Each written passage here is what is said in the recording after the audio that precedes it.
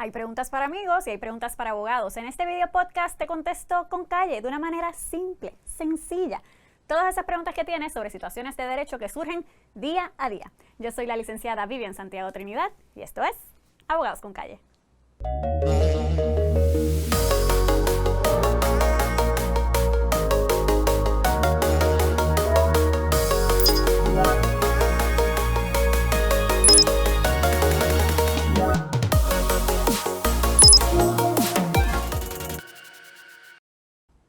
Bienvenidos a Abogados con Calle, muchísimas gracias por acompañarme. Hoy hablaremos sobre las terapias de conversión y el proyecto del Senado número 184, que procura su prohibición para proteger la salud física y mental, sobre todo de los menores de edad.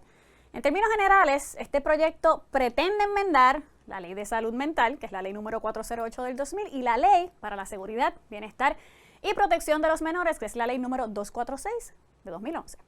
En cuanto a la enmienda a la Ley de Salud Mental, mire, en esencia, procura prohibir cualquier práctica o tratamiento provisto por una entidad o profesional licenciado o certificado para proveer servicios de salud mental que busque cambiar la orientación sexual o identidad de género en un individuo, cambiar el comportamiento corporal, expresiones, reducir o eliminar atracciones románticas o sexuales del mismo género, etc. Este proyecto de ley básicamente pretende atemperar, incorporar en la Ley de Salud Mental lo reconocido en la comunidad científica. Dentro del contexto médico, las terapias de conversión han sido rechazadas por las principales organizaciones de salud mental y de derechos humanos, tanto de Estados Unidos como a nivel internacional. Coinciden en que estas no tienen un fundamento científico y que genera serios daños emocionales. Esto lo vamos a hablar más adelante con la doctora Caroline Toro, que es psiquiatra. Por otro lado, algunos alegan que el Estado no debe entrar en esto, en parte porque la definición de terapias de conversión del proyecto, ¿verdad?, aparece la palabra individuo y no la palabra menor de edad, que el adulto tiene la capacidad para decidir. Mire, esta discusión, es académica, no tiene el impacto que algunos piensan y me explico. Sí, en efecto, el proyecto tiene como fin principal proteger a los menores y en la definición aparece la palabra individuo. No obstante, a quien se pretende regular no es al paciente, independientemente de si es menor o no, sino al profesional de la salud para que no realice prácticas que no están avaladas por la comunidad médica, por carecer de prueba científica y porque sí existe evidencia de lo detrimental a la salud que son estas terapias en un ser humano. Busque la definición y usted lo verá así, clarito. Además, añado que dentro del contexto jurídico legal es una violación crasa a la dignidad del ser humano, derecho constitucional de la más alta jerarquía. Mira, la esclavitud era legal. Muchos creían que el nacer negro era igual a no tener derechos, a ser nadie, y eso lamentablemente aún perpetúa en nuestra sociedad. Hasta hace poco el esposo podía violar a su esposa y no era delito. Todo esto son violaciones crasas a la dignidad del ser humano y al no proveer igual de protección de la ley a todos. Lo que no queremos precisamente es repetir la historia, repetir violaciones de derechos humanos. La próxima pregunta importante dentro de esta discusión es si puede el Estado reglamentar las profesiones, imponer ciertas limitaciones o restricciones. La respuesta es sí. El Estado puede reglamentar las profesiones y por tanto podría prohibir las terapias de conversión.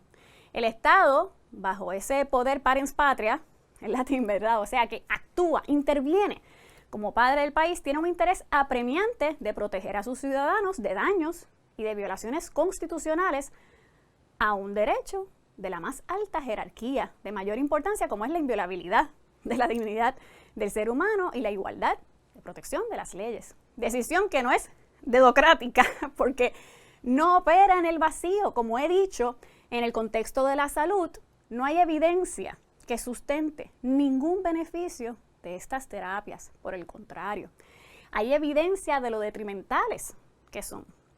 ¿Que el proyecto de ley se puede pulir un poco más? Claro que sí, siempre hay espacio para ello. Mire, a pesar que este proyecto de ley no interviene con prácticas religiosas relacionadas a la conversión. Brevemente, hablemos de la separación de iglesia y Estado.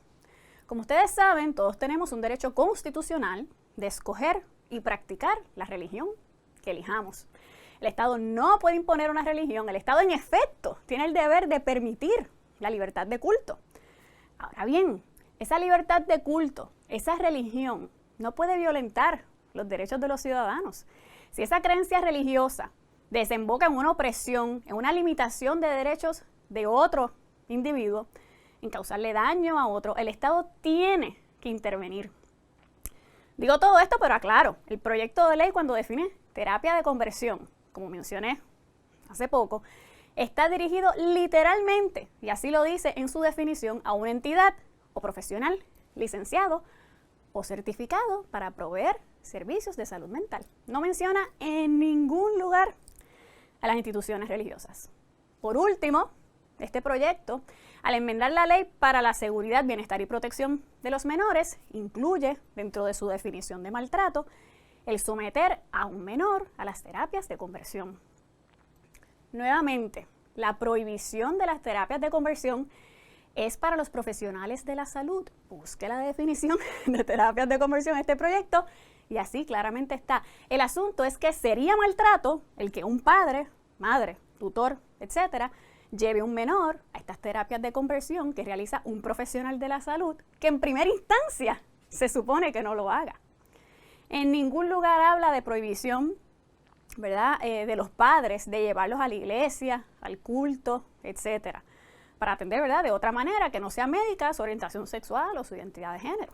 El padre sigue teniendo la potestad de educar a su hijo sobre este tipo de temas. De hecho, la sección 5 del proyecto lo deja claro y les leo. Nada de lo dispuesto en esta ley se interpretará como que coarta o limita las facultades de deberes de los padres, de las madres, así como tampoco prohíbe a consejeros, consejeras, consejeros espirituales o religiosos e inclusive a profesionales de la salud a discutir o recomendar tratamientos y a expresar sus opiniones sobre cualquier tema. No obstante, nada de lo dispuesto en esta sección o esta ley podrá ser interpretado como que avala o permite terapias de conversión. Veremos pronto lo que sucederá con este proyecto. Además, tan reciente como el martes 27 de abril se radicó el proyecto de la Cámara 683 para prohibir la práctica, pero con definiciones distintas a las establecidas en el proyecto del Senado. Este proyecto lo vamos a discutir en otra ocasión porque si no sería demasiada información y los pierdo y no los quiero perder. Por ahora, y ahora sí, para finalizar, esto es bien sencillo. Los doctores proveen tratamiento médico para las enfermedades. La homosexualidad, el identificarse con otro género que no es el biológico o el asignado al nacer, no es una enfermedad y no lo digo yo, lo dice la comunidad científica. Así que no puede existir un tratamiento médico para algo que no es una enfermedad. Ahora voy a realizar una breve entrevista a la doctora Caroline Toro para discutir algunas preguntas importantes. Y es bien importante esta intervención, esta comunicación que vamos a tener con ella para entender un poco más dentro del contexto médico. Bienvenida, doctora. Gracias, Vivian. Gracias a todos.